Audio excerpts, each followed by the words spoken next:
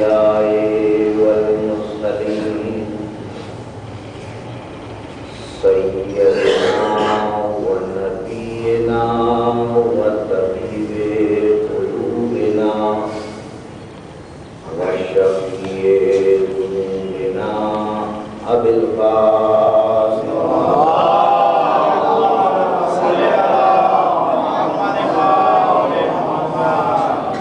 ثم الصلاة والسلام على وليه ووسيله ووجيه وأمينه وأشرف فطرته وذريته وباب الحكمة وناطق حجته سيد المسلمين وأمين المؤمنين عليه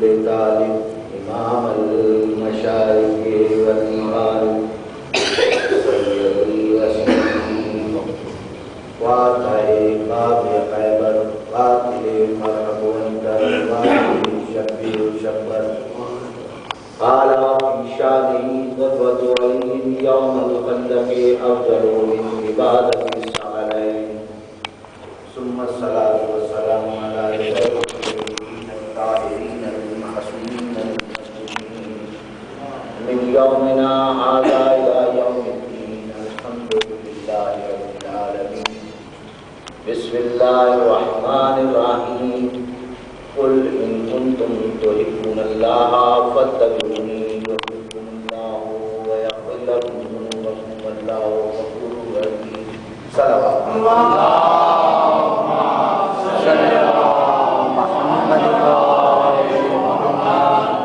سورہ مبارکہ آل عمران کی ایک مختصر اور جامع ترین آیت کی تلاوت کا شرف حاصل کیا اور گزشتہ مجلس بھی میں نے اسی عنوان سے پڑھی تھی اور آج کی مجلس بھی اتباع کے عنوان سے پڑھ رہا ہوں کہ قل ان کنتم تحبون اللہ فاتبعونی یحببکم اللہ. قل کہہ دو ان سے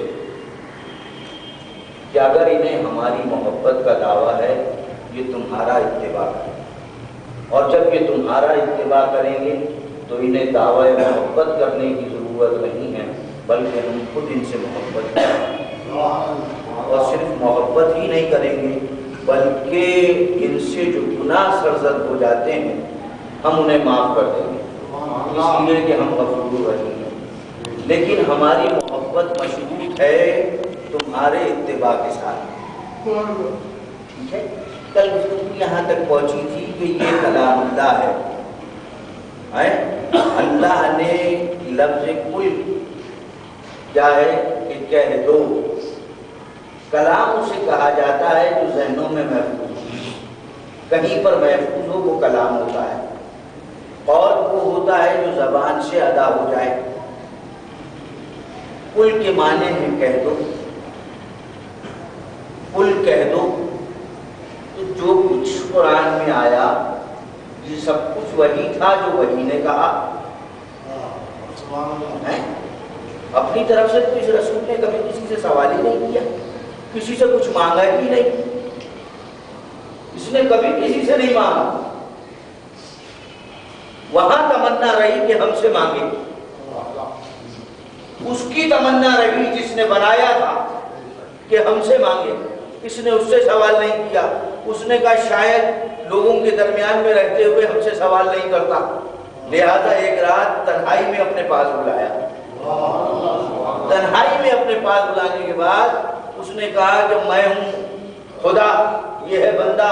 شاید بندگی خدائی کے سامنے کلام نہ کرے, لہذا اس نے خدائی کے لہجے میں گفتگو نہیں کی, بھائی کے لہجے میں کہ آج ہم سے کچھ مانگ لے. اس نے تب نہیں مانگا ہے. تو وہ کیا کہہ رہا ہے؟ وہ کہہ رہا ہے کہ تم کہہ دو. کن سے کہہ دو؟ کا دعویٰ کرتے ہیں کہ اگر انہیں ہماری محبت ہے یہ تمہارا اتباع کریں، یہ تمہاری پیروی کریں۔ جب یہ تمہاری پیروی کریں گے تو ہم خود ان سے محبت کریں گے، لیکن شرط ہے تم کہو، کہہ دو تم قل هو اللہ احد، کہہ دو کہ اللہ یکتا ہے۔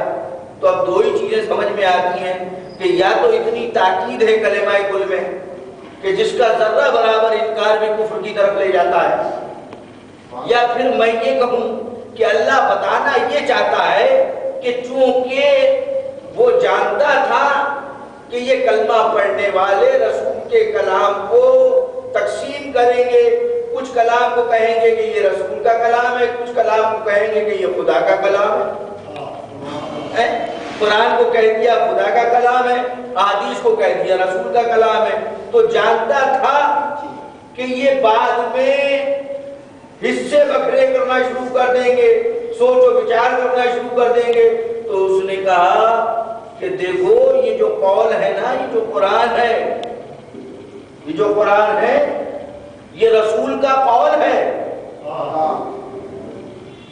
سورہ نحل میں آواز یہ رسول کا قول ہے، یعنی پہلے قسمیں کھا لی کہ ڈوب جانے والے ستارے، جو ستارے اپنی جگہ سے چلتے چلتے غائب ہو جاتے ہیں ان کی قسم، جو رات آتی ہے اس کی قسم، جو صبح آتی ہے اس کی قسم۔ اب آیتوں کو سمجھنا آسان نہیں ہے کہ حضور جناب ابراہیم بستر پر لیٹے ہوئے ہیں اور جب ستارہ ڈوب جاتا ہے تو کہتے ہیں کہ میں ڈوبنے والے کو خدا نہیں مانتا ہے، تو اللہ کسی ڈوبنے والے ستارے کی قسم نہیں کھائے گا۔ یقیناً جس ستارے کی قسم کھا رہا ہے کہ چلتے چلتے غائب ہو جاتے ہیں، وہاں تمثیل ہے ستارے سے، لیکن اس کے پیچھے کوئی اور ہے۔ ایک مرتبہ بلند آواز سے پڑھو۔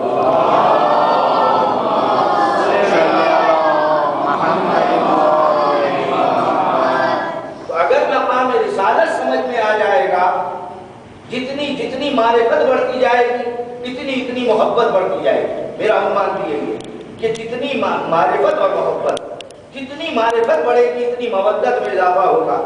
اب رسول کو سمجھنا ہے، کون رسول؟ جس کی ابدیت اتنی بلند ہے کہ خود آواز دے رہا ہے کہ سبحان الذی اسری بعبدہ، یعنی یہاں رسول کہہ کے نہیں لے کر گیا، نبی کہہ کر نہیں لے کے گیا، یعنی بتانا یہ چاہتا ہے کہ نہ یہ نبی جا سکتا ہے نہ کوئی مرسل جا سکتا ہے، وہاں میں رسول کی ابدیت کو لے جاتا ہوں۔ سبحان ہے وہ ذات جو اپنے آپ کو لے گئی، راتوں رات لے گئی۔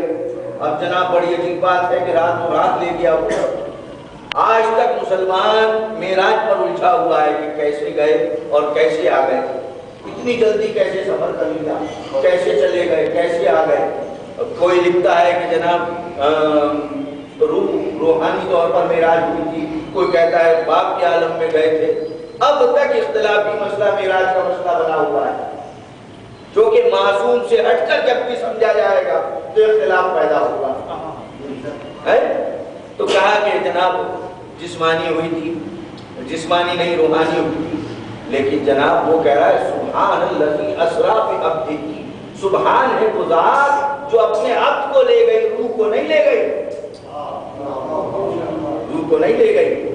اچھا اتنی جلدی گئے؟ کہاں؟ بستر کی گرمی بھی موجود تھی، در کی کنڈی بھی ہل رہی تھی۔ میں آپ کو ایک بات بتاتا ہوں کہ میں جناب اختلافی گفتگو کرنے کا عادی ہی نہیں، کوئی اختلافی گفتگو نہیں کرتا، اس لیے کہ آل محمد کے اپنے فضائل اتنے ہیں کہ ہمیں بولیں گے، ہے جناب۔ تو اب کیسے گئے؟ کب در کی کنڈی ہلتی رہی، بستر کی گرمی موجود رہی، وضو کا پانی بہتا رہا، اور یہ گئے بھی آ بھی گئے۔ کیسے گئے؟ جناب میں چھوٹی سی مثال دیتا ہوں، آپ زمین سے پتھر اٹھائیے، ذرا بلندی کی طرف دیکھیے، جانے میں اسے دیر لگی، اس لیے کہ اس کا مرکز زمین ہے۔ جب آپ نے مرکز کے خلاف پھینکا تو جانے میں اسے دیر لگی، لیکن جب واپس اپنے مرکز کی طرف آئے گا تیزی سے آئے گا، کیونکہ جب آپ نے پھینکا طاقت کا استعمال کیا، مرکز کے خلاف گیا، جب مرکز کے خلاف گیا تو جانے میں دیر لگی، لیکن جب اپنے مرکز کی طرف پلٹا تو فوری آ گیا۔ رسول کا مرکز تھا عرش، جب مرکز کے خلاف چلے آتے آتے 1,24,000 انبیاء کا زمانہ گزر گیا، لیکن جب اپنے مرکز کی طرف گئے تو فلک جھپکنے میں چلے گئے۔ امیر المومنین علی ابن ابی طالب اللہم صلی علی محمد مسجد کوفہ میں خطبہ دے رہے تھے، اور خطبہ دیتے ہوئے آپ نے ارشاد فرمایا کہ پیغمبر معراج پر گئے، فلک چھپکنے میں گئے اور آ بھی گئے، اور وہاں 18 سال گزارے، وہاں 18 سال گزارے۔ یہاں کے فلک چھپکنے کی دیر تھی، وہاں کے 18 سال تھے۔ ایک شخص مسجد کوفہ کے دروازے پہ کھڑا ہوا یہ آواز سن رہا تھا، اپنے دامن کو چھٹکنے لگا کہ یہ کیسے ہو سکتا ہے کہ وہاں کے 18 سال اور یہاں کا فلک چھپکنا۔ اور کسی عالم میں وہ اپنے شک میں آیا ہوا اپنے گھر چلا گیا۔ جب گھر گیا تو بیوی مچھلی چھیل رہی تھی، بیوی نے کہا جاؤ دریا سے پانی بھر لاؤ۔ مٹکا اٹھایا، پانی بھرنے گیا، گرمی زیادہ تھی، اس نے کہا چلو یہ غوطہ لگا لیتے ہیں، تھوڑا سا سکون مل جائے گا۔ کپڑے رکھے اور غوطہ مارا۔ اب جو باہر نکلا تو گیا تھا مذکر، نکلا مؤنث، جگہ کچھ اور تھی، مقام کچھ اور تھا۔ حیران ہو گیا، برابر میں کہیں پناہ لی، پناہ لینے کے بعد جناب والا وقت وہاں گزرتا گیا، وہاں شادی ہوئی، 5 بچے پیدا ہوئے۔ ایک دن وہ عورت پانی بھرنے کے لیے آئی، پاؤں پھسلا، واپس دریا میں گری۔ جب باہر نکلی تو نکلی نہیں، نکلا تھا۔ اب وہ مقام تھا، کپڑے رکھے ہوئے تھے، وہ جو گھڑا اس کے پیر سے گرا تھا وہ بہ رہا تھا۔ آیا کپڑے پہنے، گھڑا اٹھایا، گھر پہنچا، دیکھا بیوی مچھلی چھیل رہی۔ اس نے کہا یقیناً یہ کوئی مسئلہ ہے۔ بیوی سے کہنے لگا کہ مجھے کتنی دیر ہوئی ہے گئے ہوئے؟ اس نے کہا کہ ابھی پلک جھپک، ابھی تھوڑی دیر پہلے تو تم گئے تھے، کیوں مرے جا رہے ہو؟ کتنا فاصلہ ہے؟ تھوڑے سے فاصلے پہ تو گئے تھے پانی بھرنے، کوئی دیر تھوڑی لگی ہے تمہیں۔ کہنے لگا اچھا۔ حیران ہوا، مسجد کوفہ کے دروازے پر آیا، اندر داخل ہوا۔ امیر المومنین نے خطبہ روک کے پھر وہیں سے شروع کیا، کہا یہاں کا فلک جھپکنا، وہاں کے 18 سال، وہاں کے 18 سال۔ اس نے کہا صدق یا امیر المومنین، امیر المومنین آپ نے سچ فرمایا۔ ایک دفعہ مولا نے مسکرا کے اس کی طرف دیکھا اور دیکھنے کے بعد فرماتے ہیں 5 بچوں کے بعد تجھے یقین آیا ہے؟ 5 بچے دینے کے بعد تجھے یقین آیا کہ امیر المومنین سچ کہتے ہیں؟ خدا ان کی زبان سے تو سچ ہی نکلتا ہے، اس لیے کہ اس نے انہیں اپنی زبان قرار دیا ہے۔ اس نے یہ لسان اللہ ہے، اس نے انہیں اپنی زبان قرار دیا ہے کہ یہ ہماری زبان ہے۔ اسی کی زبان تو ہے جو دعویٰ کرتی ہے، ورنہ کائنات میں کوئی ایک آدمی لا کے دکھا دو، بڑے سے بڑا میرا دعویٰ ہے قیامت تک پیش کر دو، جو یہ دعویٰ کرے سلونی قبل ان تقتلونی، پوچھو میں زمین سے زیادہ آسمان کے راستے جانتا ہوں، زمین سے زیادہ آسمان کے راستے جانتا ہوں۔ پھر کہا پوچھو عرش کے بارے میں پوچھو، میں عرش کے بارے میں جانتا ہوں۔ پھر کہنے لگے پوچھو، صرف یہ نہیں کہا کہ مجھ سے پوچھ لو زمین کے بارے میں پوچھو، نہیں کہا آسمان کے بارے میں پوچھو، زمین سے زیادہ آسمان کے راستے جانتا ہوں۔ پھر کہا پوچھو عرش کے بارے میں پوچھو، بیت معمور کے بارے میں پوچھو۔ پھر کہا پوچھو اسرار کے بارے میں پوچھو، غیب کے بارے میں پوچھو۔ پھر فرماتے ہیں پوچھو، یعنی اب یہاں چھوٹ دے دی، پوچھو جو چاہتے ہو پوچھ لو، جو پوچھنا چاہتے ہو۔ یعنی بخدا بڑے سے بڑا عالم یہ دعویٰ نہیں کر سکتا کہ پوچھو میں ہر علم جانتا ہوں۔ اور باخدا یہ جو دعویٰ کر رہے تھے آپ نے سنا یہ 1000 مرتبہ ہے، لیکن آج جو میں جملہ کہہ رہا ہوں اسے سنیے گا۔ علی نے یہ نہیں کہا یہ میرا علم ہے، یہ میرا علم ہے، کہا یہ میں نے جو زبان رسالت چوسی ہے، یہ لعاب رسالت کا اثر ہے، یعنی لعاب رسالت کا اثر بلندی پر ہے کہ پوچھ لو جو چاہتے ہو پوچھو، لیکن میرا اپنا علم تو ابھی میرے سینے میں محفوظ ہے۔ یہ تو لعاب رسالت کا اثر ہے، میرا اپنا علم تو میرے سینے میں۔ اور یہی ہوا، تاریخ نے دیکھا کہ جناب بڑے مشکل مسائل پیش آئے، دیکھا کہ آپ کام کر رہے ہیں، کہنے لگے مولا یہ بڑا مشکل مسئلہ ہے، ذرا پوچھنا چاہتا ہوں۔ کہا پوچھو، کام کرتے ہوئے ہیں پوچھو۔ کہنے لگے مولا یہ بتائیے، یہ مسئلے کا حل بتائیے۔ آپ نے فوراً حل بتا دیا۔ کہا مولا اتنی جلدی بتا دیا، اتنی جلدی بتا دیا؟ تو آپ نے فرمایا کہ تمہارے ہاتھ میں کتنی انگلیاں ہیں؟ کہنے لگے 5۔ کہا بڑی جلدی بتایا، تم نے دیکھا نہیں، غور نہیں کیا؟ کہنے لگے مولا اس میں دیکھنے کی کیا ضرورت ہے، ہر وقت میرے سامنے رہتی ہے، ہر وقت میرے سامنے رہتی ہے، اس میں دیکھنے کی کیا ضرورت ہے؟ آپ نے کہا جس طرح تمہاری انگلیاں تمہارے سامنے رہتی ہیں، اس طرح پوری کائنات علی کے سامنے رہتی ہے۔ نعرہ حیدری! جب مسجد کوفہ میں خطبہ دے رہے تھے، ایک شخص کھڑا ہو گیا، کہنے لگا کہ یار یہ بتائیے میرے سر پہ کتنے بال ہیں؟ آپ نے کہا تعداد بتا دوں، یقین آ جائے گا مجھے؟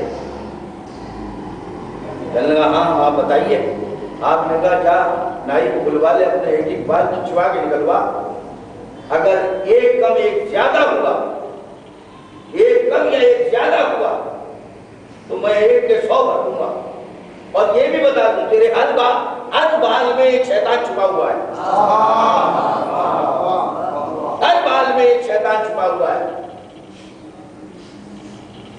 آپ دیکھیے علم کی منزل کہ اب جناب پوچھ رہے ہیں، سوال تیار کر رہے ہیں، بڑے مشکل سوال تیار کر رہے ہیں۔ کہنے لگے کہ ایک سوال ایسا لے کر آئے، کہنے لگے ایسا سوال مشکل ہو کہ اس کا جواب ہی نہ دے سکے، ہم 2 جواب اس کے تیار کریں، جب وہ یہ کہیں گے تو ہم یہ کہہ دیں گے۔ آئے خطبہ دے رہے ہیں، کہا کہ مولا یہ بتائیے ایک بچہ پیدا ہوا ہے، کتے اور بکری سے مل کے بتائیے وہ اسے کتا کہیں یا بکری کہیں؟ آپ نے کہا میں کیا بتاؤں، اس کے سامنے پانی، اس کے سامنے گھاس بھی ڈال دو، بھی ڈال دو، گھاس کھائے بکری ہے، گوشت کھائے کتا ہے۔ کہنے لگے مولا کبھی گھاس کھاتا ہے کبھی گوشت کھاتا ہے۔ آپ نے کہا اچھا اس کے سامنے پانی رکھ دو، اگر منہ ڈال کے پیے بکری ہے، زبان نکال کر پیے کتا ہے۔ کہنے لگے مولا کبھی منہ ڈال کے پیتا ہے کبھی زبان نکال کر پیتا ہے۔ اچھا آپ نے کہا کہ یہ دیکھو کہ اگلے دھڑ سے بیٹھتا ہے یا پچھلے دھڑ سے بیٹھتا ہے؟ کہنے لگے مولا کبھی اگلے دھڑ سے بیٹھتا ہے کبھی پچھلے دھڑ سے بیٹھتا ہے۔ آپ نے کہا اچھا ایسا کرو اسے ریوڑ میں چھوڑ دو، اگر مل کے چلے بکری ہے اور آگے پیچھے دوڑے، سمجھا؟ آگے پیچھے دوڑے، اگر دوڑنے لگے تو سمجھ لینا کتا ہے۔ کہنے لگے کہ مولا اس کو دیکھا ہے کبھی مل کے چلتا ہے کبھی دوڑتا ہے آگے پیچھے۔ ایک مرتبہ ممبر پہ مسکرائے اور مسکرانے کے بعد فرماتے ہیں اسے کاٹ ڈالو، اگر اس میں سے آگے نکل آئے کتا ہے، اجڑی نکل آئے بکری ہے۔ اب یہ نہیں کہہ سکتے کہ مولا 2 دفعہ کاٹا ہے، کاٹا ایک ہی دفعہ جا سکتا ہے۔ ایک مرتبہ مل کے درود پڑھ دیجیے۔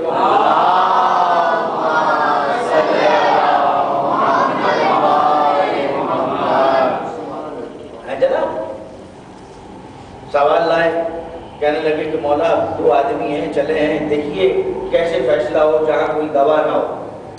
کسی کی تو ولی کہتے ہیں جو فیصلہ کر دیتا ہے، بغیر کسی گواہ کے فیصلہ کرتے اسی کو تو ولی کہا جاتا ہے۔ اور یقیناً یہ آپ دیکھیے کہ صاحب زمان علیہ السلام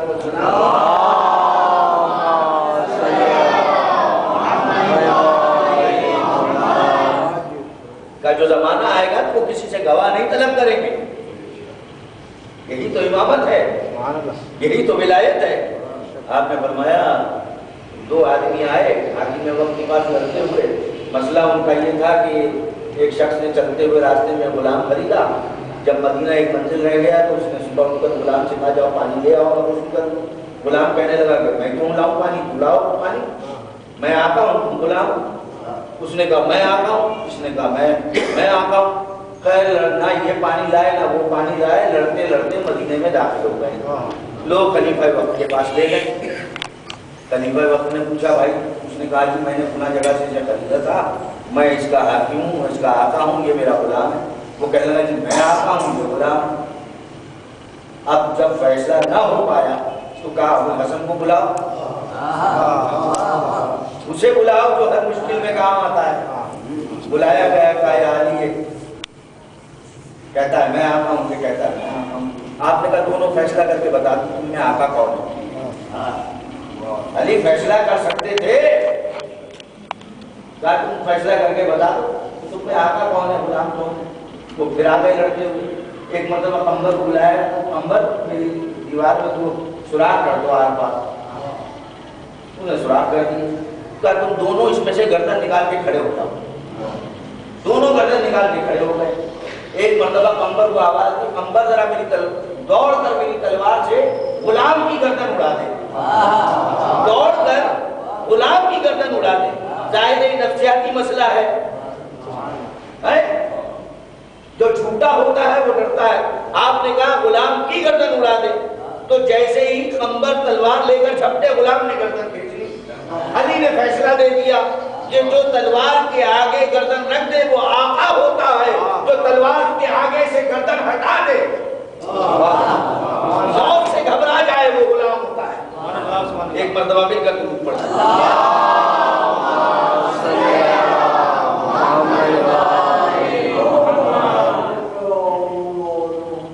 ایک دن حضور منبر پر خطبہ دے رہے ہیں اور جناب جبرائیل کھڑے ہوئے، اور جناب جبرائیل کہتے ہیں کہ یا علی ہے نا جبرائیل؟ جبرائیل کہاں ہے اس وقت؟ علی جواب دے سکتے تھے، فوراً جواب دے سکتے تھے، ارے جسے چکی چلاتے ہوئے اپنے گھر میں نوکر ہے نا، خدا کی نوکر ہے۔ مجھے تو حیرت ہوتی ہے کہ انبیاء کے دروازے پر یہ ملائکہ جاتے ہیں مکرم بن کر، آل محمد کے دروازے پر آتے ہیں فقیر بن کر، یتیم بن کر، ہے جناب، یتیم بن کے ان کے دروازے پر آتے ہیں۔ جناب ابراہیم کے دروازے پہ گئے جناب اسحاق کی خوشخبری دینے کے لیے، دو مکرم فرشتے گئے۔ تو انبیاء کے دروازے پر جائیں مکرم بن کر، صاحب عزت بن کر، آل محمد کے دروازے پر آئے بھکاری بن کر، ہے جناب۔ جناب جبرائیل کھڑے ہوئے، کہا کہ کہاں ہے جبرائیل؟ علی بتا سکتے تھے، تم ہو جبرائیل؟ نہیں بتایا۔ اس لیے مسئلہ ایک اور ہے کہ فرشتہ اسے کہتے ہیں، ملک اسے کہتے ہیں جو اپنی شکل تبدیل کر سکے، جب چاہے جیسی چاہے شکل تبدیل کر لے، انسان کی صورت میں بھی آ جائے، پرندے کی صورت میں بھی آ جائے، تو فرشتہ اپنی شکل تبدیل ملک کر سکتا ہے۔ اب جناب جیسے جبرائیل نے کہا، علی نے جیسے ہی اس نے سوال کیا، علی نے اپنا سوال سن کے فوراً جو ہے مشرق کی طرف دیکھا، مغرب کی طرف دیکھا، شمال کی طرف دیکھا، جنوب کی طرف دیکھا، آسمان کی بلندی کو دیکھا، زمین کو دیکھا، دریاؤں کی روانی کو دیکھا، اس لیے کہ ملک ہے، شکل تبدیل کر سکتا ہے۔ دریا میں دیکھا، دریا آسمان پہ دیکھ کر دیکھا کہ ستاروں پہ تو نہیں چھپ گیا، ستارہ بن کے، ستارہ بن کے کہیں آسمان پہ تو نہیں چھپ گیا۔ زمین پہ نگاہ کی، کہیں فرش بن کے، کہیں کنکما بن کے تو نہیں ہے، کسی کے گھر میں چراغ بن کے تو نہیں جل رہا، دیکھا یہاں بھی نہیں ہے۔ دریا میں دیکھا، سمندر کی تہہ میں دیکھا، آئے بلستہ میں ایک ایک پھول کو دیکھا، ایک ایک پتی کو دیکھا، لبوں میں منبر پر بیٹھے ہوئے ایک ایک پتی کو دیکھا، ایک ایک کلی کو دیکھا، دیکھا کہ کہیں نہیں ہے، کانتا جبرائیل، تو ہی جبرائیل ہے۔ میں کہوں گا یا علی پہلے بتا دیتے، کہا اگر پہلے بتا دیتا تو دنیا کو یہ کیسے پتا چلتا کہ علی کی نگاہ کہاں کہاں تک جاتی ہے۔ سبحان اللہ۔ ایک مرتبہ بلند آواز سے اللہم صلی علی محمد و آل محمد۔ کیسے پتا چلتا دنیا کو کہ علی کی نگاہ کہاں کہاں تک جاتی ہے۔ اسی لیے میں کہتا ہوں کہ لوگ سمجھ نہیں سکے جب امیر المومنین علی بن ابی طالب صلی علی محمد و آل محمد کہا نا کہ فزتو برب الکعبہ، رب کعبہ کی قسم میں کامیاب ہو گیا۔ اب رب کعبہ کی قسم میں کامیاب ہو گیا۔ علماء نے کہا کہ بیان کرنے والے بیان کرتے ہیں کہ جناب اللہ کے گھر میں آئے تھے، اللہ کے گھر سے گئے، اس لیے کامیابی تھی۔ ہے جناب اللہ کے گھر میں آئے تھے، اللہ کے گھر سے جا رہے ہیں، یہ کامیابی ہے۔ کسی نے کہا کہ چونکہ شہادت ایک بہت بڑا مرتبہ تھا اور علی کو اس کی تمنا تھی، لہٰذا وہ علی کو مسجد کوفہ میں مل گئے۔ میں کہتا ہوں کہ جب اگر یہی تمنا تھی تو جناب حمزہ کے وقت کیوں نہ تمنا کی، جناب جعفر طیار کے وقت کیوں نہیں تمنا کی؟ شہادت کوئی بڑا مسئلہ نہیں ہے، شہادت تو ان کے گھر کی میراث ہے۔ بے شک باخدا شہادت ان کے گھر کی میراث ہے، یہ تو ان کی حکمتیں ہوتی ہیں، ورنہ یہ موت سے گھبراتے نہیں ہیں۔ جملہ میں آپ کو بتا دوں کہ حضور میں مثال دے رہا ہوں آپ کو کہ یہ موت پر قادر رہتے ہیں، اللہ نے ان کو قادر بنایا ہے، مجبور نہیں بنایا، اس لیے کہ یہ اس کی ذات کا مظہر ہے، اس کی تمام صفات کا مظہر یہ ہے۔ جب یہ اس کی صفات کا مظہر ہے تو اس کی صفت ہے قادر ہونا، اس کی صفت ہے نا قادر ہونا، تو جب وہ قادر ہے تو مجبور نہیں ہو سکتا، قادر کی ضد مجبوری ہے، تو جب وہ قادر ہے مجبور نہیں ہو سکتا۔ اگر ان کو یہ اس کی صفات کے حامل ہے، یہ اس کی صفات کے مظہر ہے، اور مظہر ہے یقیناً یہ اس کی ذات کا مظہر ہے، اس کی صفات کا مظہر ہے، کلی صفات کا مظہر محمد و آل محمد ہے۔ اللہم صلی علی محمد علیہ محمد۔ بھائی کل میں نے آپ کے ساتھ بیان کیا تھا کہ اس نے کہا ان کو کنزن مخفیہ، میں چھپا ہوا خزانہ تھا، میں نے چاہا کہ میں پہچانا جاؤں تو میں نے تمہیں پیدا کیا۔ یعنی ان کی مجبوری نہیں تھی دنیا میں آنا، ان کی مجبوری نہیں تھی، وہ چاہتا تھا کہ میری توحید باقی رہ جائے، اس توحید کو بچانے کے لیے ان 14 کو پیدا کر دیا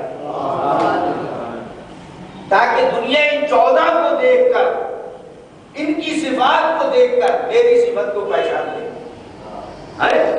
اور ان کی خلقت کیسے ہے کہ خود امام موسیٰ کاظم علیہ السلام اللہم صلی علی محمد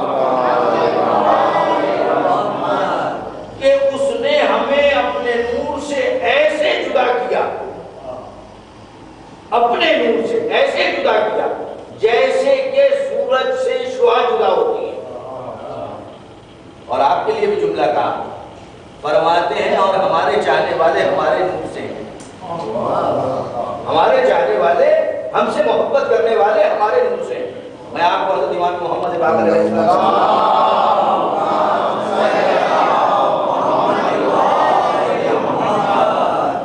ایک حدیث سنا دوں کہ جناب والا امام محمد باقر علیہ السلام ارشاد فرماتے ہیں، جب کسی نے آپ سے پوچھا کہ مولا میں دیکھتا ہوں آپ کے چاہنے والے ان سے خطائیں ہو جاتی ہیں،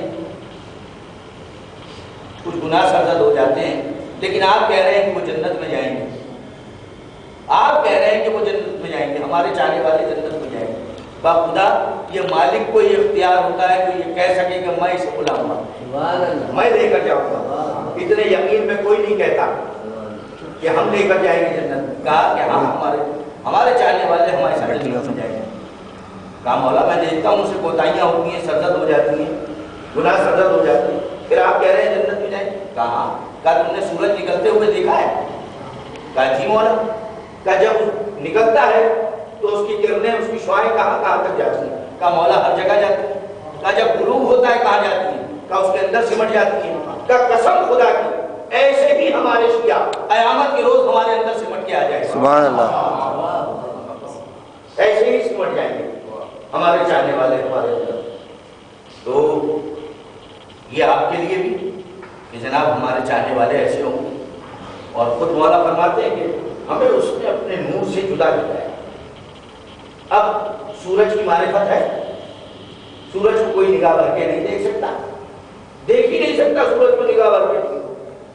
تو جو نور مطلق ہے، کلی نور ہے، اس کو کیسے دیکھا جا سکتا تھا؟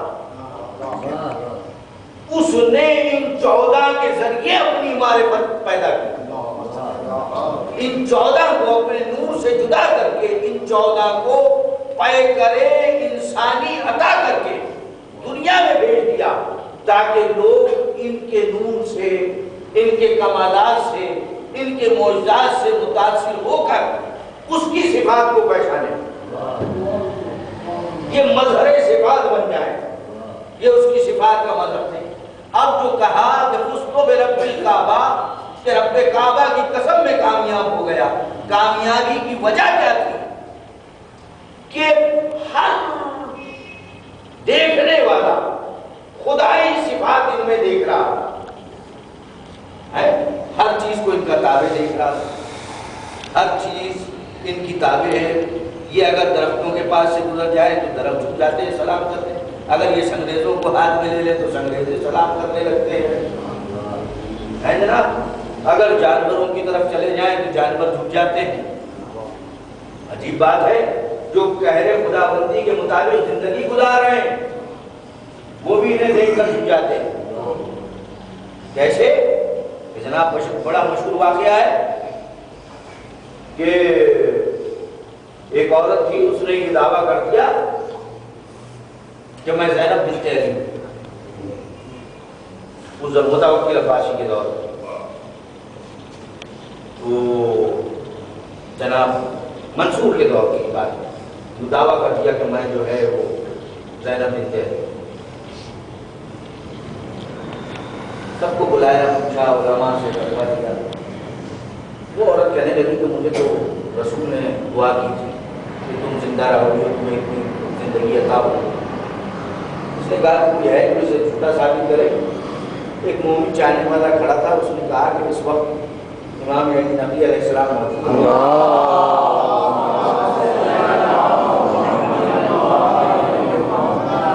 کیا حرج ہے کہ ان سے پوچھ لیا جائے؟ اس نے کہا لے آؤ۔ آپ آئے، آپ کے سامنے یہ سوال رکھا، آپ نے کہا کہ ٹھیک ہے، اگر یہ دعویٰ کرتی ہے تو وہ جو تم نے بقرۃ السبع، درندے جانور جہاں رکھے ہوئے ہیں، درندے جانور جہاں رکھے ہوئے، اسے وہاں چھوڑ دو، اگر وہ اسے چھوڑ دیں گے تو ہماری ہے اور کھا لیں گے تو تمہاری ہے۔ جب اس عورت کے سامنے مسئلہ رکھا کہ درندوں کا کام تو کھانا ہے، ظاہر ہے کوئی بھی اسے کھا لے سکتے، تو جو کہہ رہے ہیں ان سے کیوں نہیں کہتے کہ وہ پہلے ختم کرتے ہیں؟ امام نے دیکھا اپنے چاہنے والوں کی طرف، کہا کہ تم میں سے کوئی بھی اندر چلا جائے، لیکن ظاہر ہے کہ ہر ایک کا ایمان اس منزل پہ اور یقین اس منزل پر نہیں ہوتا، یقین کی دولت سب سے کم بڑھی ہوئی۔ تو امام نے قدم رکھ دیا، امام نے کہا کہ دروازہ کھول دیا جائے، اس کا مین دروازہ بھی کھول دیا جائے، اور وہ جو درندے الگ الگ بند ہیں ان سب کے اوپر جا کے دروازہ کھول دو۔ بادشاہ پلٹ کر کہنے لگا کہ مولا کیا بات کر رہے ہیں، آپ کہہ رہے ہیں مین دروازہ بھی کھول دو اور سارے اندر کے دروازے بھی کھول دو، یہ تو ایک دوسرے کی ضد ہے، پہلے تو ایک دوسرے کو کھا جائیں گے، اور اگر باہر نکل گئے تو نہ جانے سلطنت میں کتنے لوگوں کو کھا جائیں، چیز پھاڑ کے رکھتے ہیں۔ امام نے فرمایا کہ سن، جب تک میرا حکم نہیں ہوگا یہ اپنا قدم باہر نہیں نکال سکتے، جب تک میرا حکم نہیں ہوگا یہ باہر نہیں نکل سکتے۔ دروازے کھولے گئے، امام اندر تشریف لے کر گئے، جس درندے کو اشارہ کرتے تھے وہ آگے بڑھتا تھا، آن کر پائے اپنا کا بوجھا لیتا تھا، سر اٹھا کر کچھ کہتا تھا، امام واپس جانے کا اشارہ کرتے تھے۔ جب متوکل نے یہ وقت یہ دیکھا کہ جناب یہ درندے سجدہ ریز ہیں اور کچھ کہہ رہے ہیں، تو ایک مرتبہ گھبرا کے بلا لیا امام کو اور حکم جاری کر دیا کہ کسی کو یہ خبر نہ ہو۔ جب بلا لیا تنہائی میں گیا، مولا کو لے کر کہنے لگا کہ مولا یہ تو میں نے دیکھا کہ آپ کے پائے عبدت کا بوسہ لے رہے تھے، لیکن جو کچھ سر اٹھا کے کہتے بھی تھے میری سمجھ میں نہیں آیا کیا کہتے تھے۔ مولا نے کہا سننا چاہتا ہے کہ وہ کیا کہتے تھے؟ کہا مولا سننا چاہتا ہوں۔ کہا وہ یہ کہہ رہے تھے کہ یہ انسان ہو کر آپ کے مقام کو نہیں پہچانتے، ہم جانور ہو کے آپ کے مقام کو پہچانتے۔ نعرہ حیدری۔ آپ دیکھیے نا کہ رسول جب مدینے میں آئے ہیں، اونٹنی پر بیٹھے ہوئے ہیں، لوگوں نے اونٹنی کو پکڑا، کہا ہمارے دروازے پر، ہمارے دروازے پر۔ رسول نے کہا کہ نہیں، اسے چھوڑ دو، یہ جس دروازے پر رکے گی یہ رکے گی اللہ کے حکم سے، جس دروازے پہ رکے گی اسی پہ ہمیں قیام کرنا ہے۔ تو یہ میں کہتا ہوں کہ ان کے ماننے والے تو بہت دور کی بات ہے، جو جانور ان سے سے محبت کرنے لگے نا، وہ غیب بھی جانتا ہے اور ناظر بھی ہوتا ہے. ایک مرتبہ بلند آواز